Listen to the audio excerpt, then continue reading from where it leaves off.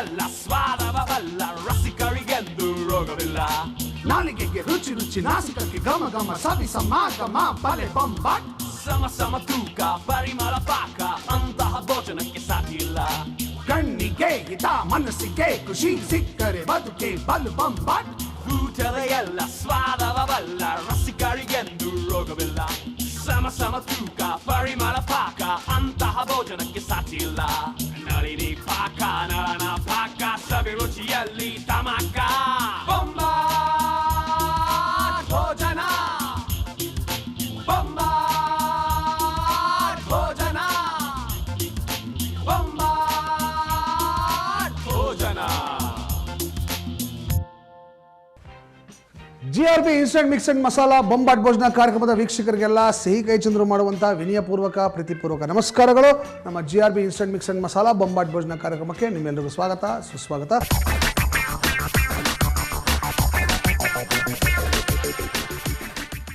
ಕೈ ರುಚಿಯಲ್ಲಿ ಇವತ್ತು ನಿಮಗೋಸ್ಕರ ಸ್ಪೆಷಲ್ ಆಗಿ ಒಂದು ಹೊಸ ವೆರೈಟಿ ದೋಸೆ ಮಾಡೋದನ್ನು ಹೇಳ್ಕೊಡ್ತಾ ಇದ್ದೀನಿ. ಓಕೆ, ಈ ದೋಸೆಗೆ ನಾನು ಇಟ್ಟಿರೋ ಹೆಸರು ದಾಮಿನಿ ದೋಸೆ ಅಂತ. ಯಾಕಂದರೆ ಮಿಂಚಿನಂತೆ ಹೊಳೆಯುತ್ತಿದೆ, ದಾಮಿನಿ ಅಂದರೆ ಮಿಂಚು ಅಂತ. ಮಿಂಚಿನಂತೆ ಹೊಳೆಯುವ ದೋಸೆ ದಾಮಿನಿ ದೋಸೆ. ಈ ದಾಮಿನಿ ದೋಸೆಗೆ ಏನೇನು ಪದಾರ್ಥಗಳು ಬೇಕು ಅಂತ ನೋಟ್ ಮಾಡ್ಕೊಳ್ಳಿ.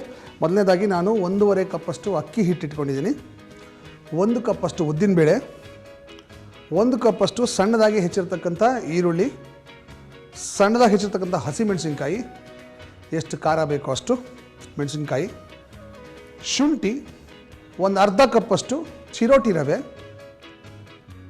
ತೆಂಗಿನಕಾಯಿ ಒಡೆದು ಆ ನೀರನ್ನು ಇಟ್ಕೊಂಡಿದ್ದೀನಿ 1 ಕಪ್ಪಷ್ಟು, ಸ್ವಲ್ಪ ಅಡುಗೆ ಸೋಡಾ, ಒಂದು ಸ್ವಲ್ಪ ಸಕ್ಕರೆ, ಮೊಸರು, ರುಚಿಗೆ ತಕ್ಕಷ್ಟು ಉಪ್ಪು, ಎಣ್ಣೆ. ದೋಸೆಗೆ ಒಂದು ಸಿಂಪಲ್ಲಾಗಿ ಒಂದು ಚಟ್ನಿ ಮಾಡ್ತೀನಿ. ಈ ಚಟ್ನಿಗೆ ತೆಂಗಿನಕಾಯಿ ತುರಿ 1 ಕಪ್ಪಷ್ಟು, ಒಂದು 4-5 ಹಸಿಮೆಣಸಿನ್ಕಾಯಿ, ನಿಮಗೆ ಖಾರ ಎಷ್ಟು ಬೇಕೋ ಅಷ್ಟು ಹಸಿಮೆಣಸಿನ್ಕಾಯಿನ ಬಳಸ್ಬೋದು, 1 ಇಂಚಷ್ಟು ಶುಂಠಿ, ಒಂದು ಸ್ವಲ್ಪ ಹುಣಸೆ ಹಣ್ಣು, ಮತ್ತು ಒಗ್ಗರಣೆಗೆ ಇಂಗು ಮತ್ತು ಸಾಸಿವೆ, ತುಪ್ಪ. ಇವೆಲ್ಲ ಚಟ್ನಿಗೆ ಬೇಕಾಗಿರ್ತಕ್ಕಂಥ ಪದಾರ್ಥಗಳು. ಈಗ ಫಸ್ಟು ಚಟ್ನಿ ಮಾಡ್ಕೊಂಬೋಣ. ಯಾಕೆ ಅಂದರೆ ದೋಸೆ ಮಾಡಿದ್ಮೇಲೆ ಬಿಸಿ ಬಿಸಿಯಾಗಿ ದೋಸೆ ತಿನ್ನಬೇಕು.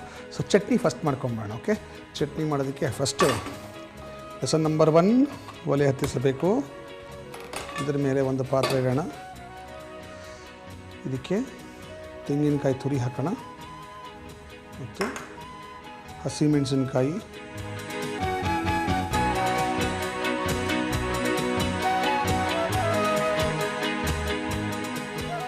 ಖಾರ ಇಷ್ಟ ಅದಕ್ಕೆ ಒಂಚೂರು ಜಾಸ್ತಿ ಹಾಕ್ತೀನಿ ಅಷ್ಟೇ. ಓಕೆ, ಇದನ್ನು ಚೆನ್ನಾಗಿ ಹುರ್ಕೋಬೇಕು. ಓಕೆ, ಇದನ್ನು ಬಿಸಿ ಮಾಡ್ಕೊಂಡ್ಮೇಲೆ ಇದನ್ನು ಮಿಕ್ಸಿಗೆ ಟ್ರಾನ್ಸ್ಫರ್ ಮಾಡ್ಕೊಳ್ಳೋಣ.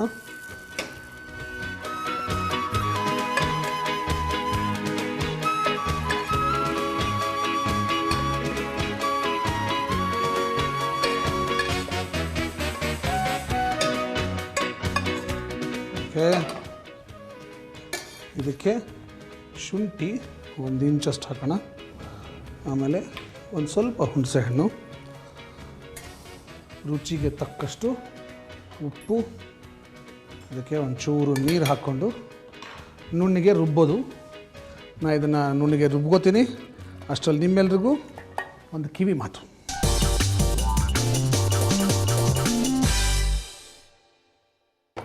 ರೀ, ಈ ಕ್ಯಾರೆಟ್ ಒಂಚೂರು ತುರಿದ್ಬಿಟ್ಟು ನನಗೆ ರಸ ತೆಕ್ಕೊಡ್ರಿ.